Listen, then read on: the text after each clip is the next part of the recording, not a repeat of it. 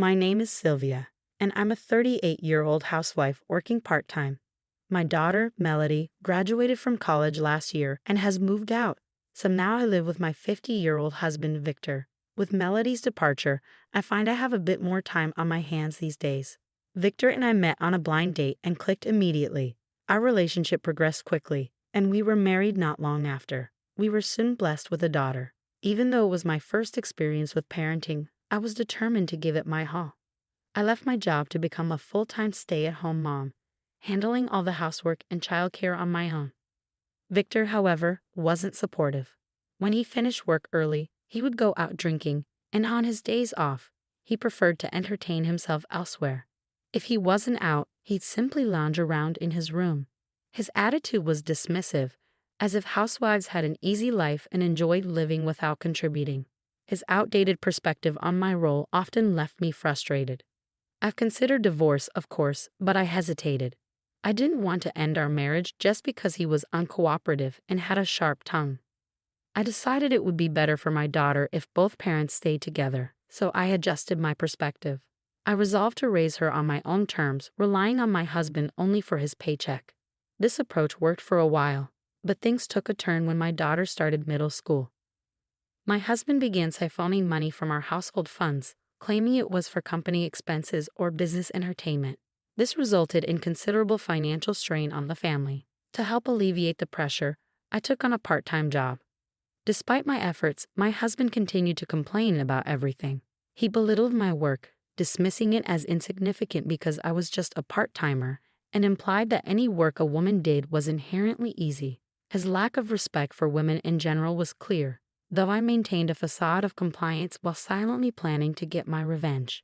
One cold winter night, the house phone rang. I answered to find it was my uncle on the other end. My mother's brother called to tell me that she had been rushed to the hospital by ambulance and was in critical condition. He gave me the name of the hospital, and I quickly prepared to leave. I woke up my husband, urging him to get the car ready so we could drive there. Since my father passed away a few years ago, my mother had been living alone. My father had been a strong, dependable man, and I cherished the memories of my mother smiling beside him. Even after his death, it felt like he was still there in spirit, watching over her. Now, faced with the possibility of losing my mother, I found it hard to believe. As I sat in the passenger seat, I prayed fervently for her to hold on. When we finally arrived at the hospital, my uncle and some other relatives were already there, waiting anxiously. According to what I heard, my mother had suddenly woken up in the middle of the night with severe chest pains. Torn about whether to call an ambulance, she first reached out to my uncle. After he strongly urged her to seek help, she finally called for an ambulance. My uncle, who lived nearby, quickly went to her house and accompanied her to the emergency room. He informed me of her situation as soon as he knew where they were taking her. I am deeply grateful to my uncle for his swift and compassionate assistance. When I arrived at the hospital, I found my mother unconscious in her bed, unable to speak to her. I called out to her, but there was no response. The doctor who examined her explained that her condition was critical, and it would be some time before we could know more. My relatives and I gathered around, calling out to her and offering words of encouragement. Amidst this, we began discussing the arrangements that would need to be made. Suddenly, I heard a voice of frustration. It was my husband, complaining loudly, it's finally over. You woke me up in the middle of the night and wasted my time. Let's just go home."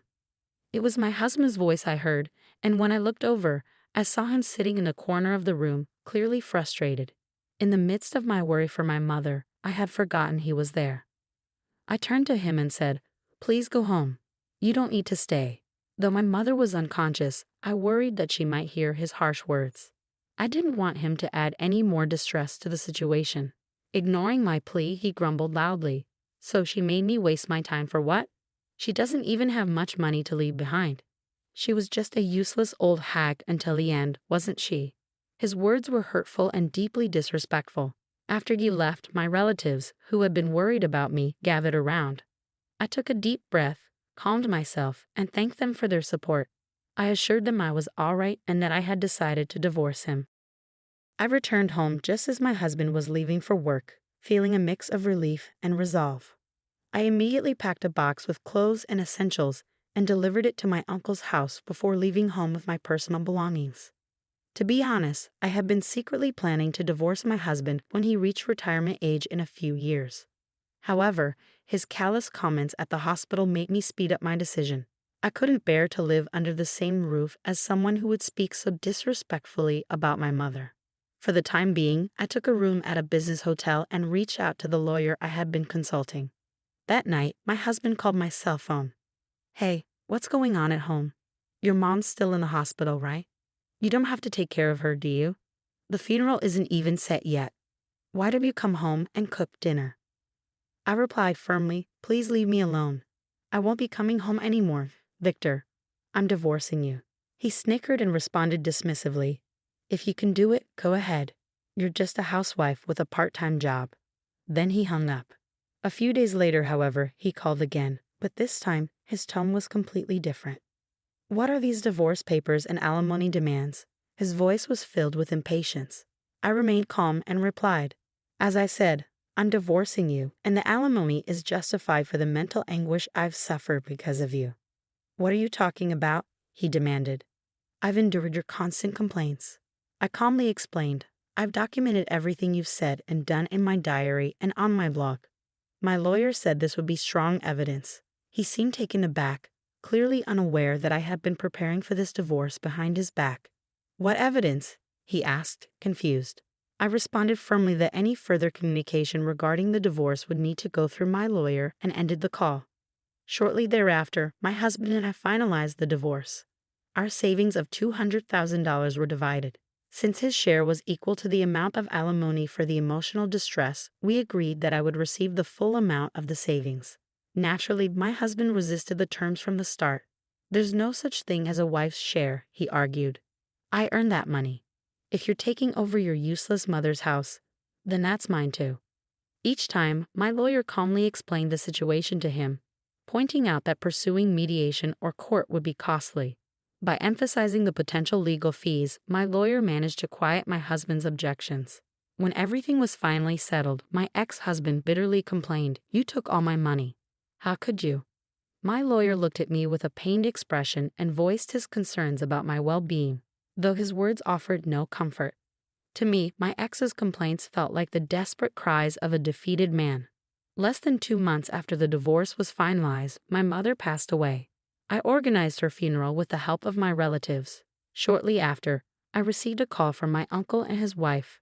They wanted to see me as soon as possible. I felt a bit nervous as I arrived at the restaurant to meet my uncle and his wife. Once seated, my uncle wasted no time getting straight to the point.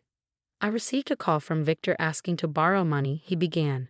"Given the circumstances of your divorce, I would have hung up on him immediately, but my wife answered the phone instead." "Yes, I was the one who spoke to Victor," his wife confirmed. "I was aware of the situation between you and Victor, including his outburst in the hospital room. I had no intention of lending him any money, but I was curious about what he had to say. I pretended to be sympathetic and asked him why he needed the money, acting as though I was fooled." "Why did he need money, though?" I asked, puzzled. My uncle explained, "Even though you got the couple's savings after the divorce, Victor still had a job and should have been earning enough. However, he's been gambling away his paycheck. When he ran short, he started borrowing from consumer credit companies. Naturally, he ran out of money, and his salary was being garnished. When his boss found out, he was let go. Victor took early retirement?" I said, astonished. "What a mess. But didn't he receive severance pay even though he retired early?" My uncle nodded. Yes, he did receive severance pay, which was actually an advance payment system. It was added to his salary and bonus a long time ago.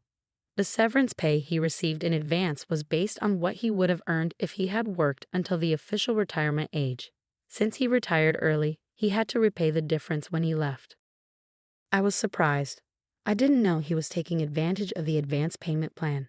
I vaguely remember that he stopped showing me his pay stubs at some point. I'm sure that's when he started using that system. My uncle's wife added, "So after I listened to Victor, I told him, 'Oh my gosh, let me talk to my husband about this.' And then I hung up. It was quite entertaining." Later, I discovered that my ex-husband hadn't only called my uncle, but had reached out to all my relatives, asking them for money. How could any of my relatives lend him money? I thought, Even those who attended the wake and farewell ceremony knew about his outbursts in the hospital. I have no sympathy for my ex-husband. I guess he's run out of people to turn to. One day, I received a call from an unknown number. When I answered, I heard my ex-husband's voice, a voice that sounded different from when we were married. It gave me goosebumps. "Hey, it's been a while. How's everything?" he asked. I replied, "I went to your mom's house recently. They're doing construction. Are you planning to live in it after the renovation?" "No," I said. "I'm renting it out. To be honest, I would have lived there myself. But since my ex-husband knew the location, I thought it might be dangerous, so I decided against it." I wasn't about to give him the full backstory. "Where are you living now?" he asked. "I'd never tell you. Well, it's a condo with a concierge at the entrance, so you can't just walk in," I replied. "A condo?" My ex-husband sounded stunned. It was no wonder. I had inherited a fortune from my mother that far exceeded the alimony I received. The story dates back to when my father passed away a few years ago. He was a tax accountant, and during his illness, he had asked a colleague in his profession to handle my mother and my inheritance. I had been concerned about my ex-husband's money management skills even before my father's death. To protect my inheritance, I had offered to disinherit my mother and claim my father's large estate without my ex-husband's knowledge. When my ex-husband inquired about my father's inheritance, I lied, telling him that it was negative due to the mortgage on the house and that I had renounced it.